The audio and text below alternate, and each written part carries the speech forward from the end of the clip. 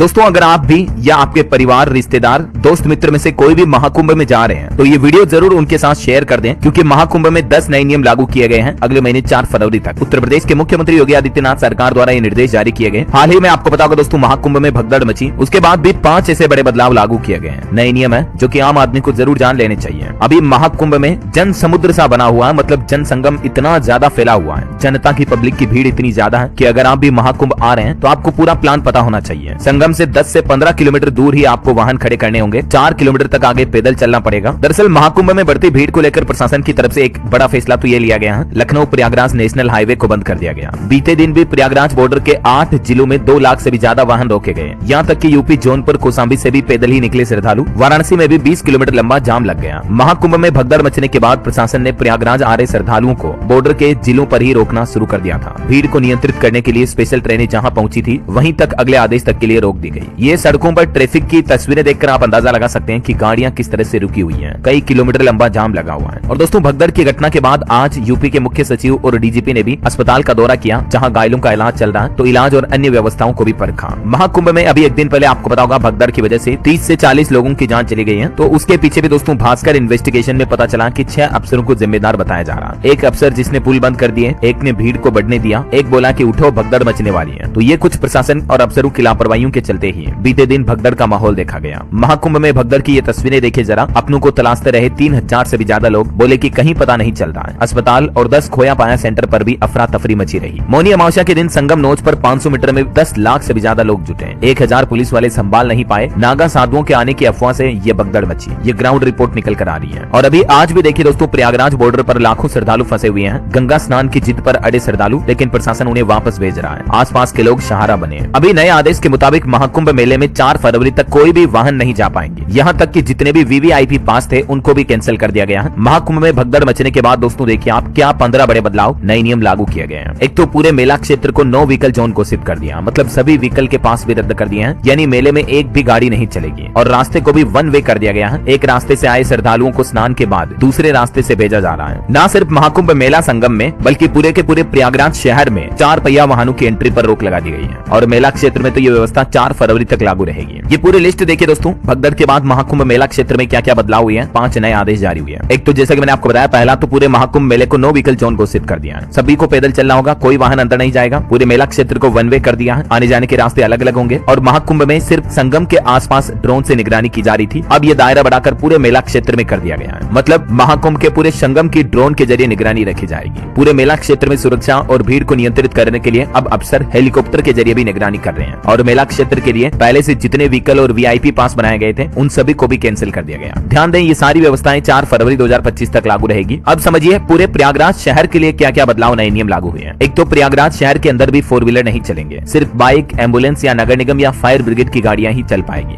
दूसरा, प्रयागराज बॉर्डर से सटे जिलों से आने वाले रास्तों से वाहनों की एंट्री सुबह हादसे के बाद से ही रोक दी गई थी। शाम 5 बजे के बाद कुछ जगहों पर प्रवेश दिया जा रहा। तीसरा, पड़ोसी जिलों के रोडवेज बस अड्डों से प्रयागराज आने वाली बसों को भी कैंसिल कर दिया गया है। पड़ोसी जिलों के प्रशासन का भी ये कहना है कि जब तक मेला प्रशासन की तरफ से उन्हें आदेश नहीं मिल जाता तब तक वाहनों को रोके रखा जाएगा। ये व्यवस्थाएं भी 4 फरवरी तक लागू रहेगी। ठीक है। इसके अलावा देखिए आप मेला क्षेत्र में मौजूद और जाने वाले लोगों के लिए यूपी सरकार की तरफ से क्या कुछ नई गाइडलाइन जारी की गई है। पहला, नंबर 1, किसी भी तरह की अफवाह ना फैलाएं, ना ही किसी भी अफवाह पर भरोसा करें। अगर कोई अफवाह फैलाता है तो यूपी सरकार की तरफ से सख्त कार्रवाई की जाएगी। दूसरा, शासन और प्रशासन की तरफ से घाटों तक जाने के लिए जो मार्ग निर्धारित किए गए हैं सिर्फ उन्हीं का ही इस्तेमाल करें। किसी भी शॉर्टकट के लिए आप अपने मनमर्जी के रास्ते पर न जाएं। तीसरा, मेला क्षेत्र में सड़कों पर और पार्किंग एरिया में बहुत देर तक नहीं रुकें बल्कि चलते रहें। कहीं भी इकट्ठा ना हो, मतलब भीड़ को इकट्ठी ना होने दें। चौथा, मेला क्षेत्र में प्रशासन के लगाए गए बैरिकेडिंग को तोड़ दें या लांघने की बिल्कुल भी कोशिश ना करें। जो निर्देश आपको दिए जा रहे हैं उनका पालन करें, ये आपका कर्तव्य है। पांचवा, संगम के सारे घाट एक समान पवित्र हैं। ऐसे में जहां आपको जगह मिल रही है वहीं स्नान कीजिएगा। ऐसा नहीं कि आपको मुख्य त्रिवेणी संगम पर जाना या किसी दूसरी जगह पर स्नान करना है। आप अपनी मन मर्जी के मुताबिक स्नान ना करें, ठीक है ना। अभी देखिए दोस्तों महाकुंभ जाने वाले रास्तों में वाराणसी में 20 किलोमीटर लंबा जाम लगा हुआ है। कौशाम्बी में भी पैदल निकले श्रद्धालु। मिर्जापुर में 2000 से ज्यादा गाड़ियां रोकी गई। भदोही में 8 घंटे फंसे रहे श्रद्धालु। ये महाकुंभ के जो चारों तरफ की सिटीज है ना, इन सभी सिटीज के रास्ते ब्लॉक पड़े अभी। रायबरेली, प्रतापगढ़, जौनपुर, वाराणसी, भदोही, मिर्जापुर, रीवा, चित्रकूट, कौशाम्बी। चित्रकूट में भी 10 किलोमीटर लंबा जाम लग रहा। जौनपुर, बदलापुर में भी गाड़ियां रोकी गई। प्रतापगढ़ में भी 40,000 गाड़ियां रोकी गई। रीवा चाक घाट से प्रयागराज तक जाम लगा। ये गाड़ियों की तस्वीरें देख करके तो आप अंदाजा लगा ही सकते हैं, है ना। तो ये तो दोस्तों महाकुंभ मेले को लेकर नए नियम लागू किए गए हैं भगदड़ के बाद। ठीक है। अब देखिए आप आप एक अच्छी खबर तो ये आ रही कि महाकुंभ में मची भगदड़ का सच जल्द ही सामने आ पाएगा, क्योंकि न्यायिक जांच शुरू हो चुकी है। यूपी सरकार द्वारा न्यायिक जांच कराने का आदेश दिया। भगदड़ के बाद मुख्यमंत्री योगी आदित्यनाथ ने तुरंत बड़े लेवल के अधिकारियों के साथ बैठक की और सख्त निर्देश दिए। उन्होंने कहा कि श्रद्धालुओं की सुरक्षा के साथ कोई समझौता नहीं होना चाहिए। देखिए, कल महाकुंभ के भगदड़ घटना में जो जिन्होंने अपने परिजनों को खोया, जरा उनकी लाइव दास्तान देखिए आप। महाकुंभ भगदड़ में अपनी पत्नी मंजू की मौत हो गई, जो ये बुजुर्ग त्रिभुवन पांडे ने बताया अंतिम पलों का दर्दनाक मंजर। ये लखनऊ में HLC रिटायर्ड है त्रिभुवन पांडे नामक शख्स की पत्नी मंजू पांडे, जो उन्हीं मृतकों में शामिल हैं जब कल महाकुंभ प्रयागराज संगम में भगदड़ की वजह से 30 से 40 लोगों की जान चली गई थी। एक चश्मदीद गवाह की जरा दास्तान देखिए आप। चौंकाने वाली बातें बताई कि आखिर महाकुंभ में ये भगदड़ मची कैसे थी। तो एक चश्मदीद गवाह का कहना है कि मौनी अमावस्या के मौके पर जब संगम तट पर स्नान करने के लिए बड़ी संख्या में लोगों का जत्था पहुंचा हुआ था, इसी दौरान मची धक्का मुक्की के बाद कई लोग घायल हो गए और कुछ बैरिकेडिंग वगैरह गिरने की वजह से लोग डर गए। फिर अफवाह का माहौल पैदा हो गया और इससे भगदड़ और ज्यादा मच गई। महाकुंभ की भगदड़ में बिहार की भी 7 महिलाओं की जान चली गई। प्रयागराज गए करीब 1 दर्जन भर श्रद्धालु अब भी लापता बताए जा रहे हैं। कुछ ऐसे सवाल जवाब मैं आपको बताना चाहूंगा दोस्तों। अगर आप भी अभी बचे हुए महाकुंभ मेले में घूमने जाने का प्लान कर रहे हैं तो आपको कैसे प्लान बनाना चाहिए। संगम से तकरीबन 10 से 15 किलोमीटर दूर तो आपको वाहन खड़े करने होंगे, 4-5 किलोमीटर पैदल भी चलना पड़ेगा। कुछ ऐसे सवाल जवाब आपको जरूर जान लेने चाहिए। एक सबसे महत्वपूर्ण सवाल तो ये है कि क्या दिव्यांग और बुजुर्ग लोगों को मेला और स्नान संगम के लिए कैसे ले जाया जाएगा। तो इसका भी जवाब यही है दोस्तों कि बुजुर्ग और चाहे बीमार या कोई भी असहाय लोग ही क्यों ना हो, वहाँ किसी के लिए कोई अलग व्यवस्था नहीं है, सभी को पैदल जाना होगा। इसलिए मैं आपको एक रिक्वेस्ट करना चाहूंगा कि आप अपने घर के बड़े बुजुर्गों को अभी मेले में ना भेजें, ठीक है ना। मतलब जो इतना लंबा पैदल चलने के लिए या तो सक्षम नहीं है, बीमार है, स्वास्थ्य ठीक नहीं है, तो ऐसे लोगों को ना भेजें। अच्छा, एक सवाल ये कि जो लोग पहले से कुंभ में पहुंच चुके हैं और अगर कुंभ के कैंपों में वो अपनी गाड़ी को लेकर फंस गए हैं, ठीक है, तो वो बाहर कैसे निकल सकते हैं। तो इसका जवाब ये है कि मेले में फंसे वाहनों को बाहर निकालने पर कोई प्रतिबंध नहीं है, सिर्फ नए वाहनों की एंट्री पर बैन लगा दिया गया। तो इस बात का ध्यान रखें। एक सवाल ये कि VVIP घाट पर क्या गाड़ी की अनुमति रहेगी। तो इसका भी जवाब है सभी के VVIP पास भी कैंसिल कर दिए गए हैं। कोई भी प्रोटोकॉल 4 फरवरी तक नहीं रहेगा, सिर्फ मेले में तैनात अफसरों की ही गाड़ियां चल पाएगी। एक सवाल ये कि क्या मेला क्षेत्र तक पहुंचने के लिए बाइक, ई-कार्ट वगैरह की आपको सुविधा मिलेगी। तो इसका जवाब ये दोस्तों की ओला, रेपिडो बाइक वगैरह सर्विस चल रही है, लेकिन ये भी संख्या में बहुत कम है और भीड़ की वजह से आप सभी को ये सुविधा मिलना मुश्किल है। और अभी ऑटो या ई-कार्ट या ई-रिक्शा वगैरह शहर में नहीं चलेंगे। बाकी पार्किंग वगैरह की व्यवस्था क्या रहेगी, इस बाबत जानकारी भी आप देख सकते हैं स्क्रीन पर। और एक दुखद भरी घटना दोस्तों आज भी महाकुंभ में देखने को मिली। भगदड़ के अगले दिन मतलब आज मेला क्षेत्र में आग भी लग गई, इसमें भी कई पंडाल जल गए। मैंने आपको आज दिन में ही न्यूज अपडेट बताया था। इससे पहले 19 जनवरी को भी महाकुंभ में आग लगी थी, उस दिन भी 180 पंडाल जल गए थे। हालांकि गनीमत ये रही दोस्तों की आज जो मतलब ये प्रयागराज महाकुंभ मेले में भगदड़ के दूसरे दिन आग लगी ना, ये आग मेला क्षेत्र के सेक्टर 22 में लगी, जहाँ कई पंडाल तो जल गए। फायर ब्रिगेड मौके पर पहुंची और आग पर काबू पाने की कोशिश की गई, लेकिन जहाँ आग लगी वहाँ पब्लिक नहीं थी, तो इसलिए जनहानि की सूचना नहीं है। मतलब आग की वजह से जनहानि का नुकसान नहीं हुआ, ठीक है ना। तो ये एक राहत की बात रही। और बाकी एक महाकुंभ का अपडेट आपको बताऊं, जो नीली आंखों वाली वायरल गर्ल मोनालिसा नाम की लड़की जो वायरल हुई थी, उसकी किस्मत चमक गई है। बॉलीवुड में एंट्री हो चुकी है, फिल्म भी साइन कर लिया इन्होंने। माला बेचते बेचते मोनालिसा अपनी नीली भूरी और नीली आंखों के कारण जो वायरल हुई थी, अब ये एक्ट्रेस बन चुकी है। कुंभ से चर्चा में आई मोनालिसा ने साइन की film the diary of Manipur में मेन लीड रोल निभाएगी। फरवरी महीने से ही मणिपुर, दिल्ली और लंदन अलग अलग लोकेशन पर इस फिल्म की शूटिंग होगी, है ना। तो ये महाकुंभ से जुड़े कुछ अपडेट और नए नियम, आज की ताजा खबरें, उम्मीद आपको जरूर जानने मिली होगी। वैसे आप कौन से राज्य में रहते दोस्तों, आप मुझे कमेंट करके बताइएगा। और बाकी इस वीडियो को लाइक और शेयर करना, चैनल को सब्सक्राइब करके बेल आइकन जरूर दबा देना, रोजाना ऐसी इन्फॉर्मेटिव जानकारियां देखते रहने के लिए। ओके।